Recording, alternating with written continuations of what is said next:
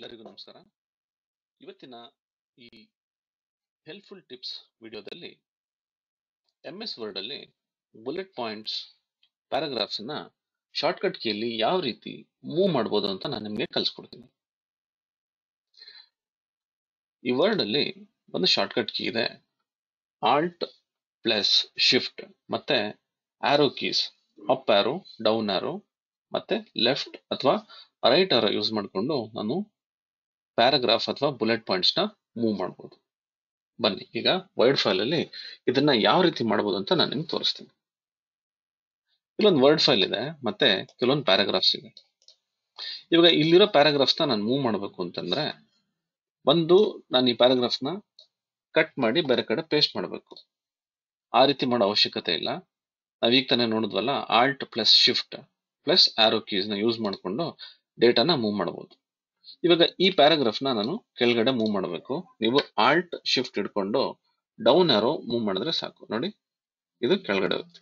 ನನಗೆ ಮೇಲ್ಗಡೆ ಮೂವ್ ಮಾಡಬೇಕು ಅಂದ್ರೆ ಇದೇ ಪ್ಯಾರಾಗ್ರಾಫ್ ನ ನೀವು ಆಲ್ಟ್ ಶಿಫ್ಟ್ ಇಟ್ಕೊಂಡು ಅಪ್ ಆರೋ ಮಾಡಿದ್ರೆ ಅದು ಮೂವ್ ಆಗುತ್ತೆ. ನೀವು ಯಾವುದೇ ಪ್ಯಾರಾಗ್ರಾಫ್ ನೀವು ಫುಲ್ ಸೆಲೆಕ್ಟ್ ಮಾಡೋ ಅವಶ್ಯಕತೆ ಇಲ್ಲ. ಆ ಪ್ಯಾರಾಗ್ರಾಫ್ ಅಲ್ಲಿ ನೀವು ಕರ್ಸರ್ ಇಟ್ಟರೆ ಸಾಕು, ಮೂವ್ ಮಾಡಿದ್ರೆ ಆ ಪ್ಯಾರಾಗ್ರಾಫ್ ಮೂವ್ ಆಗುತ್ತೆ. ನಿಮ್ಗೆ ಅದು ರೈಟ್ ಸೈಡ್ ಅಥವಾ ಲೆಫ್ಟ್ ಸೈಡ್ ಇಂಡೆಂಟ್ ಆಗಬೇಕು ಅಥವಾ ಮೂವ್ ಆಗಬೇಕು ಅಂದ್ರೂ ಕೂಡ ನೀವು ಆಲ್ಟ್ ಶಿಫ್ಟ್ ಆರೋ ಯೂಸ್ ಮಾಡಿದ್ರೆ ನೋಡಿ, ಇಲ್ಲಿ ಆ ಹೆಡ್ಡಿಂಗ್ಸ್ ಚೇಂಜ್ ಆಗ್ತಾ ಹೋಗುತ್ತೆ. ಈ ರೀತಿ ಕೂಡ ನೀವು ಡೇಟಾನ ಚೇಂಜ್ ಮಾಡ್ಕೋಬಹುದು. ಬುಲೆಟ್ ಪಾಯಿಂಟ್ಸ್ ಅಲ್ಲಿ ಯಾವ ರೀತಿ ವರ್ಕ್ ಆಗುತ್ತೆ ನೋಡಿ. ಇವಾಗ ಇಲ್ಲಿ ಬುಲೆಟ್ ಪಾಯಿಂಟ್ಸ್ ಇದೆ.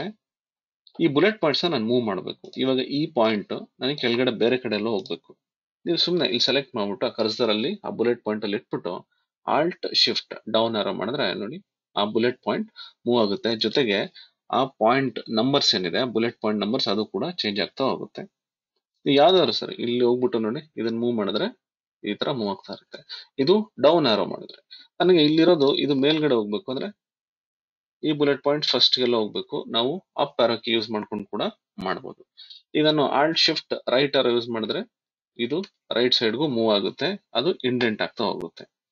ಸೊ ಈ ರೀತಿ ನಾನು ಈ ಆರೋ ಕೀಸ್ ನ ಯೂಸ್ ಮಾಡಿಕೊಂಡು ಡೇಟಾನ ಮೂವ್ ಮಾಡಬಹುದು. ಅಂದ್ರೆ ಪ್ಯಾರಾಗ್ರಾಫ್ ಅಥವಾ ಬುಲೆಟ್ ಪಾಯಿಂಟ್ಸ್ ನ ಮೂವ್ ಮಾಡಬಹುದು.